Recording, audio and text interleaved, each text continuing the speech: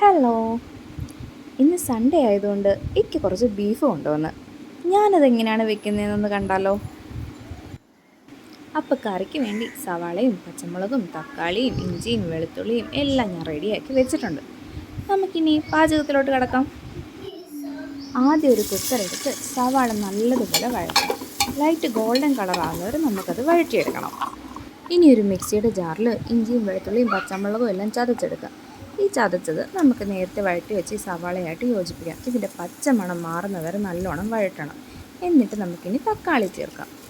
ഈ തക്കാളി നല്ലോണം വെന്തടിഞ്ഞതിന് ശേഷം നമുക്ക് മസാലകൾ ചേർക്കാം.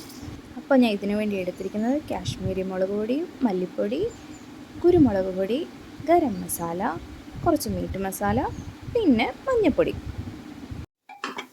ഇതിൻ്റെയൊക്കെ പച്ച മണം മാറുന്നവരെ നമുക്ക് നല്ലോണം വഴറ്റി കൊടുക്കാം.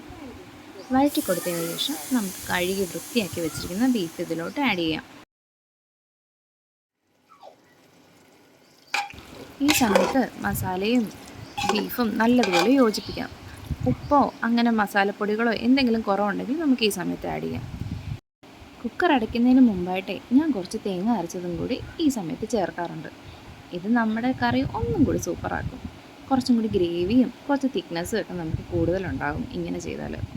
ഇനി നമുക്ക് കുക്കർ അടച്ചിട്ട് അരമണിക്കൂർ ലോ ഫ്ലെയിമിൽ ഇത് വേവിച്ചെടുക്കാം. അരമണിക്കൂറിന് ശേഷം കുക്കറിൻ്റെ വിസിലൊക്കെ പോയി നമുക്കിനി തുറന്ന് നോക്കാം. നമ്മുടെ കറി റെഡി ആയിട്ടുണ്ട് കേട്ടോ. ഞാൻ ഈ സമയത്താണ് കറിവേപ്പില ചേർക്കുന്നത്. എനിക്കിതിൻ്റെ സ്മെല്ല് ലാസ്റ്റ് ഇങ്ങനെ നിൽക്കുന്നത് ഭയങ്കര ഇഷ്ടമാണ്. അപ്പം ഞാനിങ്ങനെയാണ് ബീഫ് കറി ഉണ്ടാക്കുന്നത്.